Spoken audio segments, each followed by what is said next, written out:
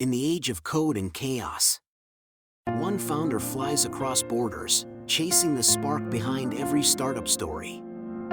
This is the journey of Captain Startup. With Hootie, his wise companion. They seek not the biggest companies, but the truest ones. Tokyo, 1997. In a city of 12 million people, communication was dying. Teenagers hunched over pagers, thumbs flying. But the words, they were hollow, empty, dead. Japanese has 3 writing systems: kanji, hiragana, katakana, thousands of characters to express every shade of human feeling. But pagers couldn't handle them. Messages became brutally simple. Okay. Yes. No, the richness of Japanese expression, crushed into alphanumeric codes. At NTT Docomo, Japan's largest mobile carrier, a 25-year-old designer named Shigetaka Kurita watched this happen every single day. He saw something others didn't. Technology wasn't connecting people. It was isolating them. Then Kurita noticed something. One symbol. Just one. That broke through the coldness. The heart. Young couples send it constantly. Not because it saved characters. Because it said something words couldn't. That heart haunted Kurita. One symbol. 12 pixels. It carried more meaning than a paragraph of text. He understood. Humans don't just exchange information. We exchange feeling. And feeling needs a language beyond words. February 1999.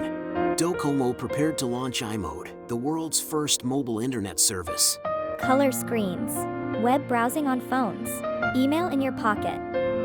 It was going to change everything. But Kurita saw the trap. All this technology, all this connectivity, and messages would still feel empty. He pitched his solution to management, a set of pictographs, visual symbols embedded in the platform, to bring emotion back to digital communication. The response? Figure it out yourself. No budget, no team, no designers. Oh, and one more thing. 12 by 12 pixels, that's all the screen could handle. 144 pixels.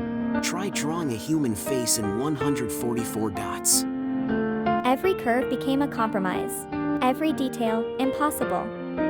A smile needed 3 pixels. Eyes, 2 dots.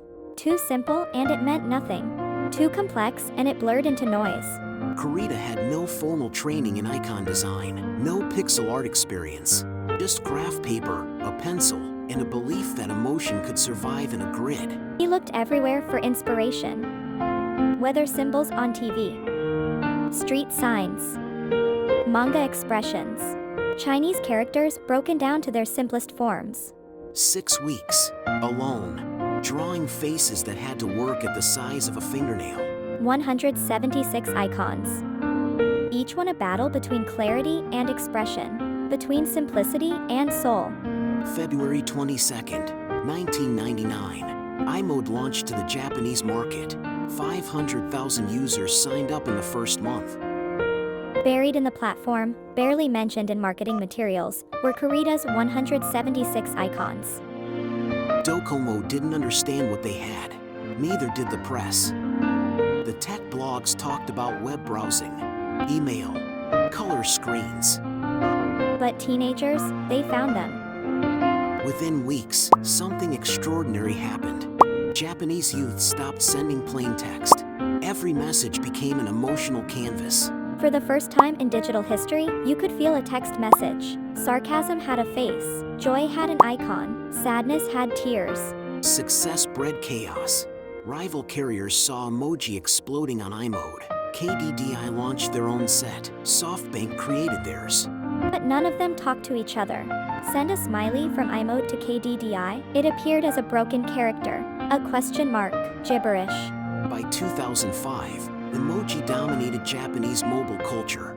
90% of messages included them, but they were trapped, locked inside Japan's carriers. Incompatible, fragmented. The rest of the world had no idea emoji existed. To global tech companies, they were a weird Japanese thing. A cultural novelty. Nothing more. Mountain View, California.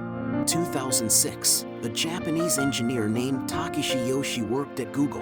Every week, his mother emailed from Tokyo. Every week, her messages arrived broken. Strange symbols where emoji should be. Can you fix this? She asked. It was a simple request from a mother to her son. But fixing it meant something massive. It meant encoding emoji into Unicode, the international standard for all digital text. Used by every computer, every phone, everywhere. Google assembled a team. Mark Davis, Marcus Scherer.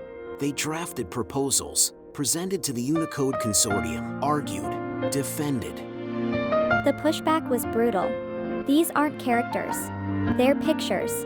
They're not universal. They're just a Japanese fad.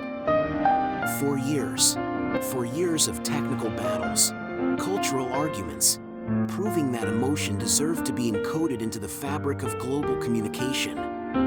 October 2010, Unicode 6.0 approved.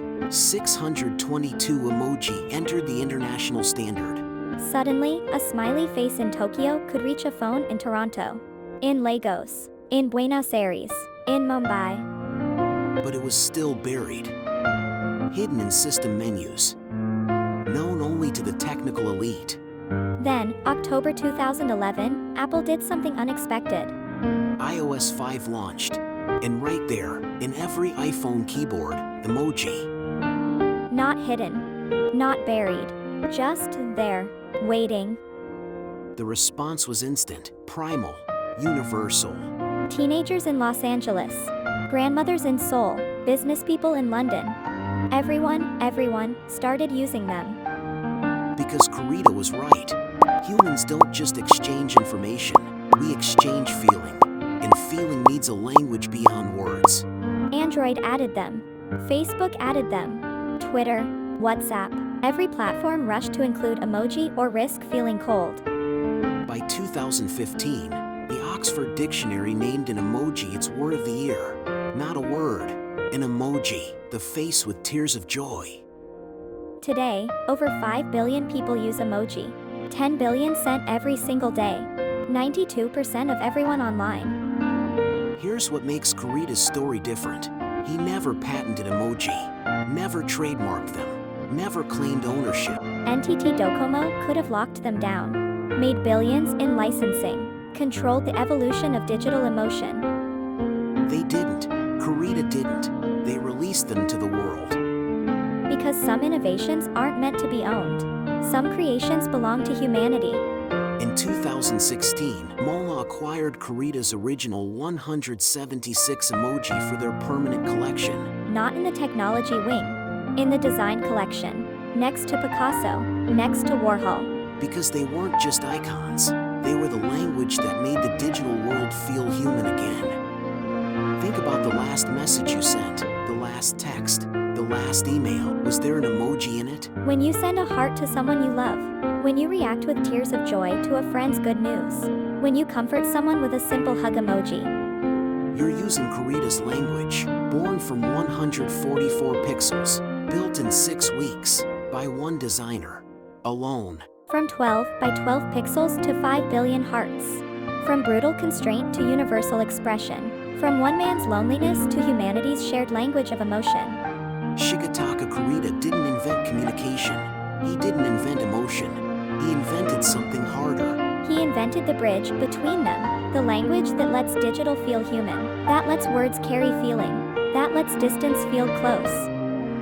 176 icons. 3,000 now. A language spoken by 5 billion people. Every single day. Not bad for a 25-year-old with no budget, no team, and just graph paper. The code may change. The chaos may rise. But courage stays constant.